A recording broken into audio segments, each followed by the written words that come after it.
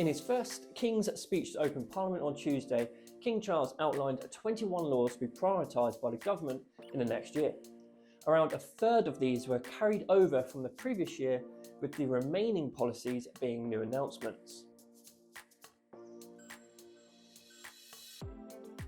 My name is Jack Reeves and I am back for this week's episode of Tax Tidbits, where one of the new laws to be passed this year is an automated vehicles bill, which will provide a comprehensive set of laws to enable driverless cars to be used on Britain's roads.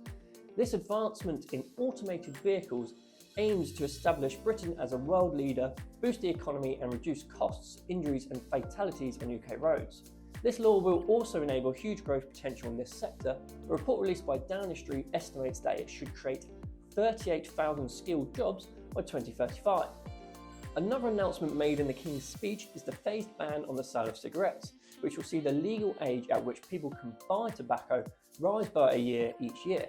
This would mean that those currently aged 14 or younger would never be legally allowed to buy a cigarette. This is in an aim to eventually phase out the legal sale of tobacco, which is currently the leading cause of preventable ill health.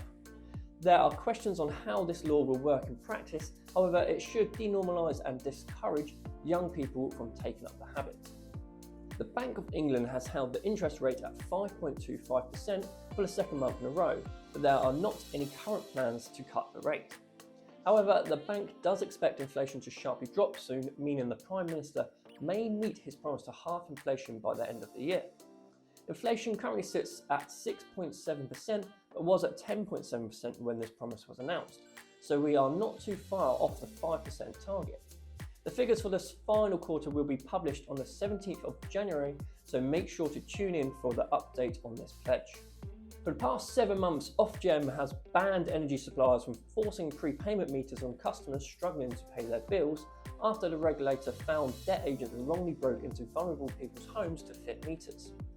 This ban has now been lifted, but companies must gain permission from the regulator, have a court warrant and pass through a list of newly implemented rules before being able to fit a prepayment meter, making it much harder for customers to be forced into this situation. Suppliers have also been told to identify meters which have been wrongfully installed and return those customers to their previous tariffs and offer compensation for the hassle. The Fawcett Society, an equal rights charity, has reported that 1 in 10 mothers with children under 4 years old have left their jobs due to challenges related to childcare, resulting in a significant loss of career opportunities for women. This is attributed to a lack of flexible working options, affordable childcare, and persistent outdated attitudes towards motherhood. Many mothers have reported turning down promotions and development opportunities due to concerns about fitting them around their childcare responsibilities. This trend not only affects individual mothers, but also has a detrimental impact on the UK economy, hindering productivity and the closing of the gender pay gap. The organisation has called on the government and businesses to provide more childcare support, flexible work options and family-friendly workplace cultures. That wraps up this week's instalment of Tax Tidbits. Don't forget to give this video a thumbs up and hit the subscribe button to stay updated with all of our future content. Catch you again next Thursday.